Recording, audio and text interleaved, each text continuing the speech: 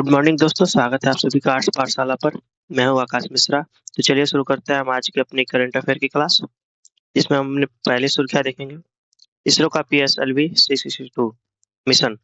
तो खबर क्या है, 12 जनवरी की सुबह इसरो ने EOS-N1 earth observation satellite launch किया है। यह मिशन सफल रहा। हालांकि इसके तीसरे चरण में कुछ मामूली विसंगतियां आ गई थी, जिनकी जांच जारी है।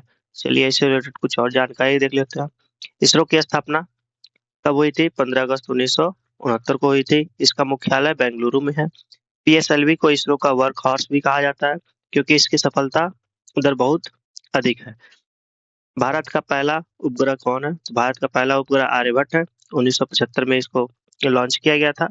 सोवियत संघ की सहायता से इसको लॉन्च किया जाएगा। वर्तमान में ये रसिया है, जबकि सोवियत संघ 15 देशों में विघटित हो गया था 1991 में, जिसका मेजर पार्ट रसिया है। तो सोवियत संघ की जो भी पावर है उसको वर्तमान में रसिया होल्ड करता है। ये जानेंगे सोवियत संघ आज का रूस है, की मदद से लॉन्च किया गया था। सतीश धवन अंतरिक्ष केंद्र ये श्रीहरिकोटा, जो कि आंध्र प्रदेश में स्थित है। अगली न्यूज, भारत का पहला बायो हैप्पी जिला। तो भारत का पहला बायो हैप्पी जिला हाल ही में बना है। तो अरुणाचल प्रदेश का नया जिला, जिसे केई पेन्योर के नाम से जानते हैं, भारत का पहला बायो हैप्पी जिला घोषित किया कर दिया गया है। चलिए आगे देखते हैं। इसमें अरुणाचल प्रदेश को उगते सूरज की भूमि के रूप में जाना जाता है। भारत का पूर्वी बिंदु किबिथु इसी राज्य में है। नामदफा राष्ट्रीय उद्यान अरुणाचल प्रदेश का प्रसिद्ध बाघ अभ्यारण्य है। तो इसको याद रखेंगे, नामदफा राष्ट्रीय उद्यान अरुणाचल प्रदेश में स्थित है, जो बाघ अभ्यारण्य है। यहाँ की मुख्य नदियां ब्रह्मपुत्र है और लोहित है। तो अरुणाचल प्रदेश की प्रमुख नदी कौन सी है? ब्रह्मपुत्र और लोहित है। अरुणाचल प्रदेश को उगते हुए सूरज की भूमि के रूप में भी जाना जाता है। अरुणाचल प्रदेश में स्थित भारत का सबसे पूर्वी बिंदु किबिथु है। ये बात भी याद रखें। चलिए आगे देखते हैं। आरबीआई का payment aggregator cross border licence. तो हाल ही में आरबीआई ने payment aggregator cross border licence जारी किया है। तो ये किसने दिया है? आरबीआई ने बेंगलुरु की फिटनेस कंपनी स्काइडो को अंतर्राष्ट्रीय भुगतान के लिए पीएसीबी लाइसेंस जारी किया है। देखते हैं आरबीआई की स्थापना कब हुई थी। तो आरबीआई की स्थापना 1 अप्रैल 1935 को हुई थी। किसकी सिफारिश पर हुई थी? तो हिल्टन यंग कमीशन की सिफारिश पर हुई थी। आरबीआई का राष्ट्रीयकरण 1 जनवरी 1949 को किया गया था। भारत में मौद्रिक नीति आरबीआई जारी करता है। वर्तमान में आरबीआई के गवर्नर शक्तिकांत दास हैं, जो आरबीआई के 25वें गवर्नर है। आगे देखते हैं स्मार्टफोन सुरक्षा नियम। तो स्मार्टफोन सुरक्षा नियम की चर्चा में है। तो केंद्र सरकार ने मोबाइल डेटा सुरक्षा बढ़ाने के लिए स्मार्टफोन निर्माताओं के लिए नए सुरक्षा ऑडिट नियमों का प्रस्ताव दिया है। इसके तहत कंपनियों को 12 महीने तक लॉग रिटेंशन अनिवार्य करना होगा।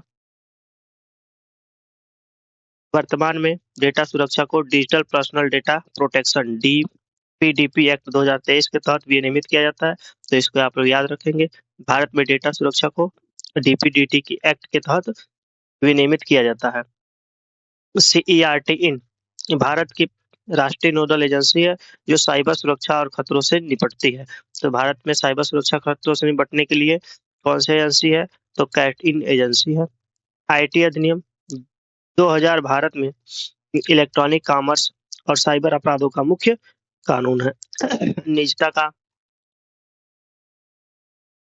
निजता का अधिकार अनुच्छेद 21 के तहत एक मौलिक अधिकार है। चलिए अब आगे देखते हैं। राष्ट्रीय नियुक्तियां अनुगर्ग अनुगर्ग है। वरिष्ठ आईएएस अधिकारी अनुगर्ग ने उड़ीसा की पहली मुख्य सचिव के रूप में अधिकारी कार्यभार संभाला है। तो इसको आप लोग याद रखेंगे। अनुगर्ग कौन है? तो उड़ीसा की पहली मुख्य सचिव है, महिला मुख्य सचिव उड़ीसा की है अनुगर्ग। आगे देखते हैं। मुख्य सचिव राज्य प्रशासन का सर्वोच्च प्रशासनिक पद होता है। मुख्य सचिव की नियुक्तियां राज्य के मुख्यमंत्री द्वारा किया जाता है। स्वतंत्र भारत की पहली महिला आईएएस अधिकारी अन्ना राजम मल्होत्रा थी। तो ये बात भी याद रखेंगे। भारत की पहली महिला आईएएस अधिकारी जो कि स्वतंत्र भारत की थी, अन्ना राजम मल्होत्रा। उड़ीसा की राजधानी भुवनेश्वर है और वर्तमान में इसके मुख्यमंत्री जो है मोहन चरण मांझी हैं। आगे देखते हैं।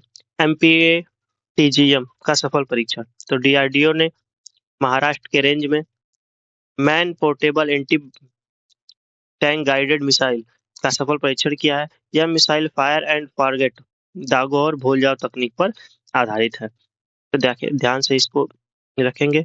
एमपीए डीजीएम एक man portable anti tank guided missile है, यानी कि इसको छोटे छोटे पोर्टेबल से भी लॉन्च किया जा सकता है। डीआरडीओ की स्थापना कब हुई थी? 1958 में हुई थी। इसका मुख्यालय नई दिल्ली में है। एमपी एटीजीएम एक तीसरी पीढ़ी थर्ड जनरेशन की एंटी टेक मिसाइल है। यह मिसाइल इंफ्रारेड अमेजिंग सीकर से लैस है, जो दुश्मनों के टैंकों को रात में भी पहचान सकती है।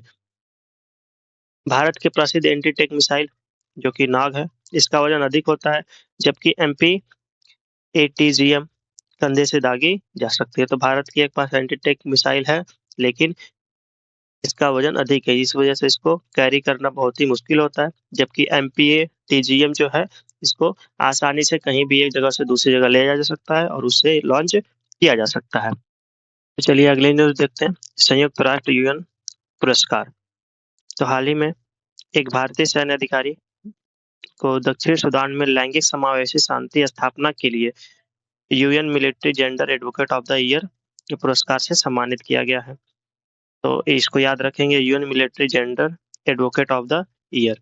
ये पुरस्कार किस लिए दिया गया है? तो लैंगिक समावेशी और शांति की स्थापना के लिए दिया गया है।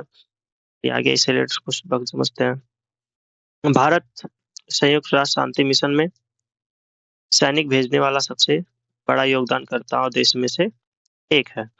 संयुक्त राष्ट्र शांति सैनिकों को उनकी नीली टोपी के कारण ब्लू हेलमेट्स भी कहा जाता है। तो संयुक्त राष्ट्र में पीस कीपिंग एक फोर्स होती है, जिसमें सभी देशों के कुछ सैनिक हिस्सा लेते हैं, और जहां भी जिस भी देश में अशांति जैसी स्थितियां पैदा होती हैं, वहां ये सैनिक जाके शांति को बहाल करते हैं, और इन्हें इनकी नीली टोपी के कारण ब्लू हेलमेट्स के नाम से भी जाना जाता है। ये बात याद रखेंगे, यूएन पीस कीपिंग फोर्स को ब्लू हेलमेट्स के नाम से भी जाना जाता है।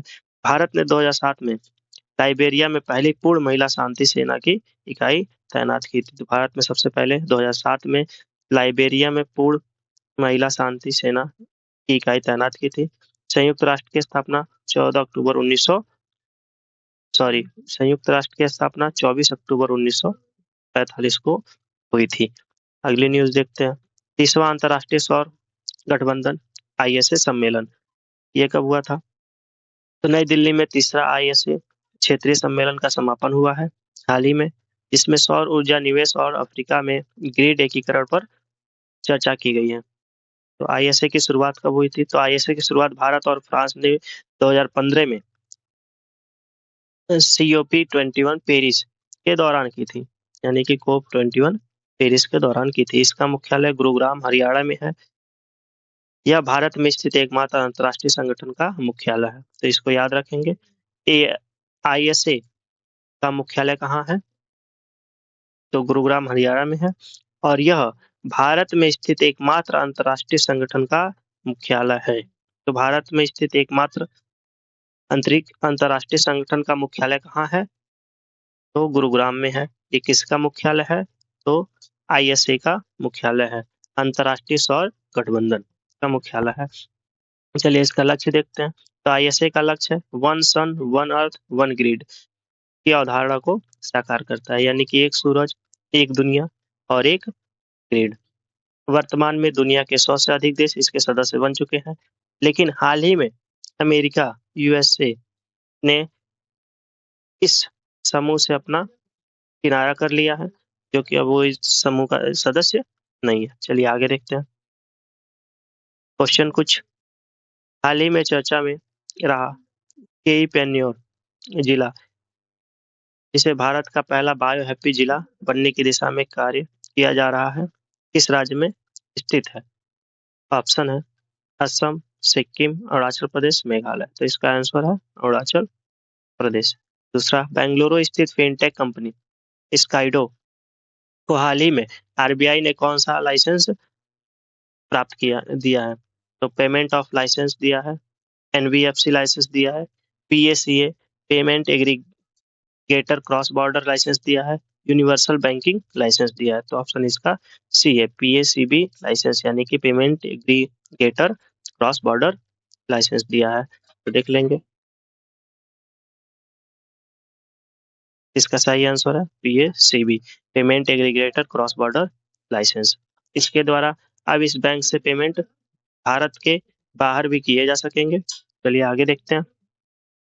उड़ीसा की पहली महिला मुख्य सचिव के रूप में किसने कार्यभार संभाला है? तो अन्ना राजम मल्होत्रा ने संभाला है, अनु गर्ग, विनी महाजन, सुजाता सौम्य। इसका आंसर आप लोग जल्दी से बताएंगे। तो चलिए इसका आंसर है अनु गर्ग। चलिए आगे देखते हैं। भारतीय रिजर्व बैंक RBI के संदर्भ में निम्नलिखित कथनों पर विचार कीजिए। इसकी स्थापना हिंटल यंग कमीशन की सिफारिश पे हुई थी। इसका राष्ट्रीयकरण 1950 में किया गया था। तो इसका आंसर देखेंगे, केवल एक, केवल दो, एक और दो दोनों, ना तो एक न ही दो। तो देखेंगे इसकी स्थापना हिंटल यंग कमीशन की सिफारिश पर तो हुई थी, लेकिन इसका राष्ट्रीयकरण 1 जनवरी 1949 को हुआ था, न कि 1 जनवरी 1950 को। तो इसका आंसर केवल एक, ऑप्शन नंबर ए इसका करेक्ट आंसर है। तो चलिए देखते हैं। ऑप्शन नंबर एक, इसका राष्ट्रीयकरण 1 जनवरी 1949 को हुआ था। तो चलिए आज के लिए बस इतना ही। वीडियो पसंद आए लाइक से सब्सक्राइब जरूर करिएगा। धन्यवाद।